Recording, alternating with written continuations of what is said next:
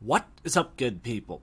Jungle Link here, hope you're doing well. John Deaton breaking down the latest decision by the judge that the SEC can't jump straight to appeals, discussing how important this is, how it will play out, and he answered my question. I asked John, I'm like, hey, what is the most logical next step for the SEC? And in his opinion, and we'll see there's some backing for that as well, he doesn't believe it's a smart move to carry forward with the trial versus Brad and Chris. Number one, the SEC is likely to lose. What are they going to get out of this?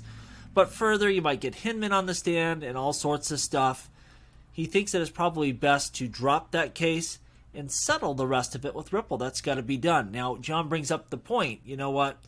Might be tough to do because there's that political component here where everything isn't just about, from the SEC, what's best for the agency and what's best for crypto and entrepreneurs and investors. You always have that political component that can complicate things. So keep your eye on that. Now, John brings up a big point here that I didn't understand.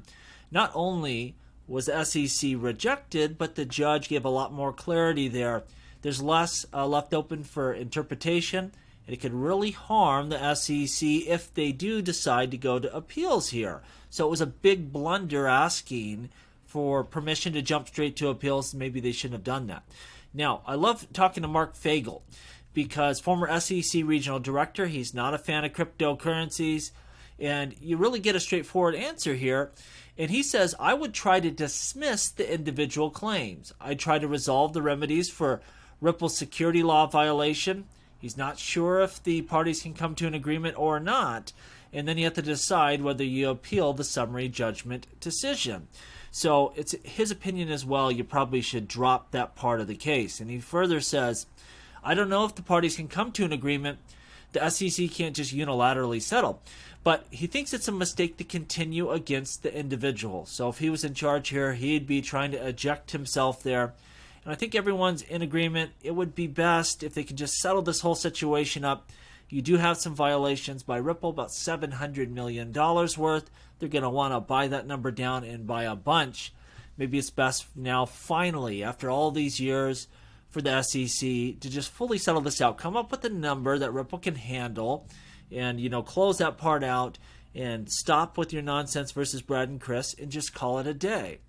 And, we'll have to see if that political component stops that from happening or if Gary Gensler just thinks he can power through this and somehow get a better result. But I think most people that look at this logically agree we're kind of at the end of the road here. Said before, as an investor, XRP is not a security. And at this point in time, I don't really care what they do because XRP is going to have full liquidity. It's going to trade on secondary markets. But if they can settle this out, it's not as important as before trying to end the case, but it does take a lot of risk off the table. Because anytime you're going to an appeals, things could go bad. You have a new judge, a singular individual that's deciding things. You don't want that. I think if you can pull that risk away and finally settle this thing out and settle your war with the SEC, a lot of your big money will be more willing to invest in XRP because there's no more looming legal issue. So while it's not as important as some of the things in the past, if they can settle this out and end this once and for all, I think it will be massive for both Ripple as a business going forward, trying to IPO, and XRP as a cryptocurrency, knowing, there's absolutely nothing that is looming at the current time. I think it'd be big. Someone retweeted this today. I forgot about this. Jason Calacanis, good guy, knows a lot about investing and technologies, but he said XRP is obviously a security. We know that's not what the judge ruled, did she? She said that XRP is not a security and it's not under the SEC's purview when it trades on the secondary market. This is what I would tell you. Anytime people would say something so obvious, they don't know what they're talking about. This is a novel area of the law and emerging technology. No one could have said exactly how this court case would play out. And whether you're talking to John Deaton, who's very informed, or Mark Fagel, former SEC regional director, they both told you, before we actually got summary judgment, there ain't nothing obvious here, and there's no guarantees. So this was just an uninformed decision. And hopefully Jason can reissue something here and correct this really misstatement, because XRP is not a security, and there ain't nothing obvious about any of this, I can tell you that. XRP currently doing pretty good. We're at 53 cents. And this is what I would tell you.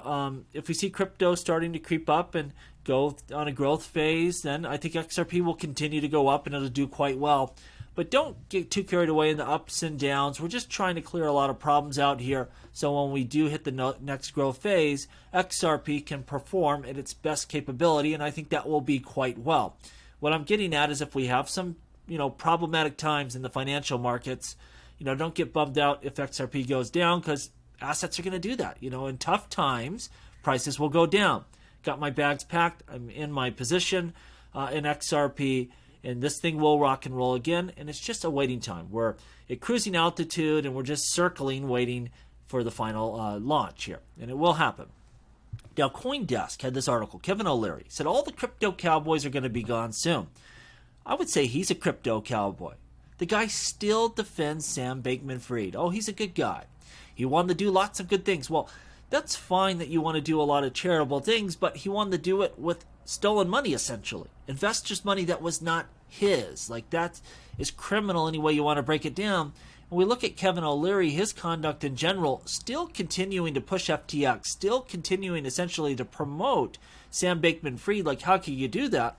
Well, he was paid $15 million for 20 hours of service, 20 social media posts, and 1 virtual lunch, and also 50 autographs on top of that. Like, he's just a paid shill, and he won't admit a mistake.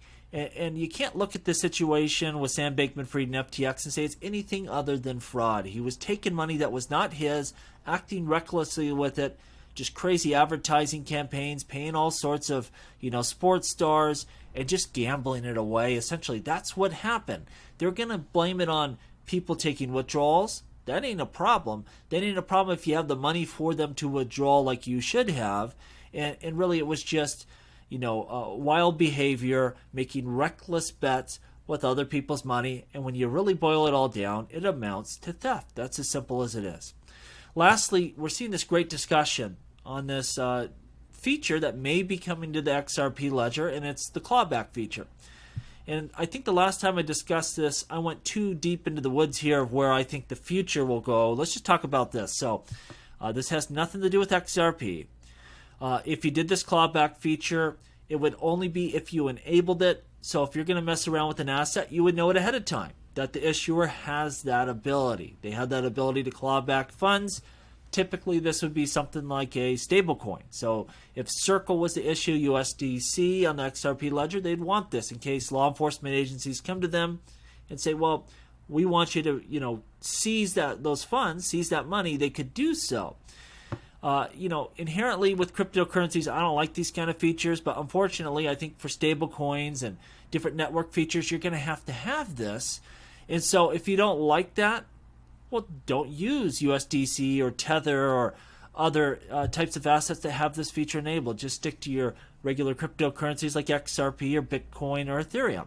Then you don't have to deal with this. There's some debate. You see David Schwartz saying, this is the way probably to go with this. On Ledger.net, he runs a validator saying, he doesn't like the idea of clawbacks. He likes freezes better. And there's just a lot of great debate on this subject. I don't know the way we go forward. All I care about is I want stable coins on the XRP ledger. And as long as you don't mess around with XRP and have clawbacks and things like that, I'm fine with it. Let's do it. If you have an advanced network with advanced features, this is the kind of thing you're probably going to be introducing here as we move forward.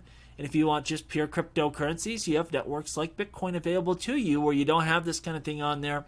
But then again, you're not going to have stable coins and all sorts of other really advanced capability like you do on the XRP ledger and Ethereum blockchain and stuff like that.